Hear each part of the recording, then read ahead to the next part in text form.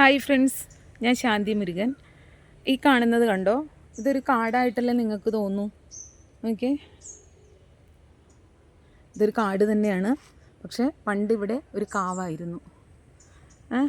ഈ കാവ് ശരിക്കും പറഞ്ഞാൽ എന്താ പറയണ്ട, ഈ കാവിൽ ഒരുപാടല്ല, ഒരു നാഗം ഉണ്ടായിരുന്നു. ഒരു നാഗം വസിച്ചിരുന്ന ഒരു കാടാണിത്, അല്ലെങ്കിൽ ഒരു കാവാണിത്.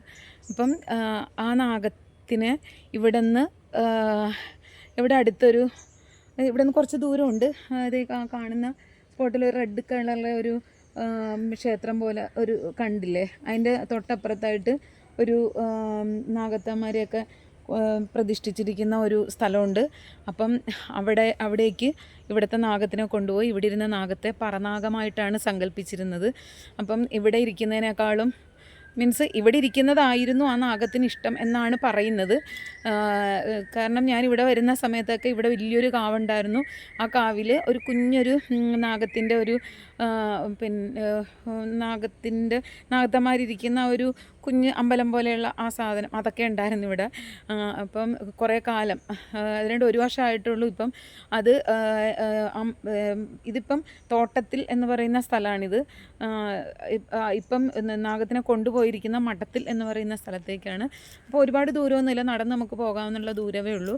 അപ്പോൾ ഇന്ന് ആ മഠത്തിൽ എന്ന് പറയുന്ന ആ സ്ഥലത്ത് ആ വീട്ടിൽ അവരുടെ കുടുംബക്ഷേത്രം ആണ്. അപ്പം ആ ക്ഷേത്രത്തിൽ നമ്മുടെ ഇവിടെ നിന്ന് കൊണ്ടുപോയ പറനാഗത്തെയൊക്കെ പ്രതിഷ്ഠിച്ചിട്ടുണ്ട്. അപ്പം നേരത്തെയും മഠത്തിൽ ഇതുപോലെ തന്നെ നാഗത്തന്മാരുടെയൊക്കെ പൂജകൾ ഉണ്ടായിരുന്നു. അന്നൊക്കെ ഞാൻ പോകൽ കുറവാണ്. പക്ഷേ ഇവിടെ ഉണ്ടായിരുന്ന നാഗത്തിനെ അങ്ങോട്ട് കൊണ്ടുപോയപ്പം അന്ന് ഇവിടെ നിന്ന് കൊണ്ടുപോകുന്ന സമയത്ത് പോലും എനിക്ക് ഒരുപാട് വിഷമമായിരുന്നു. കാരണം ഇത് കണ്ടോ, ഇതിൻ്റെ ഇപ്പുറത്ത് കാണുന്ന ഈ ചെമ്പരത്തിപ്പൂക്കളൊക്കെ നിൽക്കുന്ന ആ സ്ഥലമാണ്.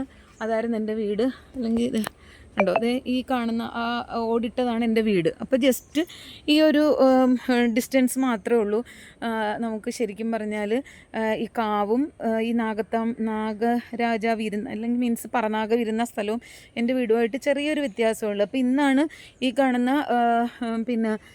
എന്താ പറയണ്ട, ഈ ഷീറ്റ് കൊണ്ടൊക്കെ വേലിയൊക്കെ കെട്ടിയേക്കുന്ന. പണ്ട് ഇങ്ങനെയൊന്നും അല്ലായിരുന്നു. ഇതൊക്കെ നല്ലതായിട്ട് തുറന്ന് കിടക്കുമായിരുന്നേ. തുറന്ന് എന്ന് വെച്ചാൽ നമ്മൾ ഭക്ഷണം കഴിച്ചതിൻ്റെ അവശിഷ്ടങ്ങളുണ്ടാവും, അല്ലെന്നുണ്ടെങ്കിൽ വേസ്റ്റ് ഇട്ട് കത്തിക്കുന്ന സ്ഥലം, ഇതെല്ലാം തൊട്ട് പറ്റുക. നമുക്ക് വേറെ സ്ഥലമില്ല. അപ്പോൾ ഇതുമായിട്ട് ബന്ധപ്പെട്ട് കിടക്കുന്ന സ്ഥലമാണ്.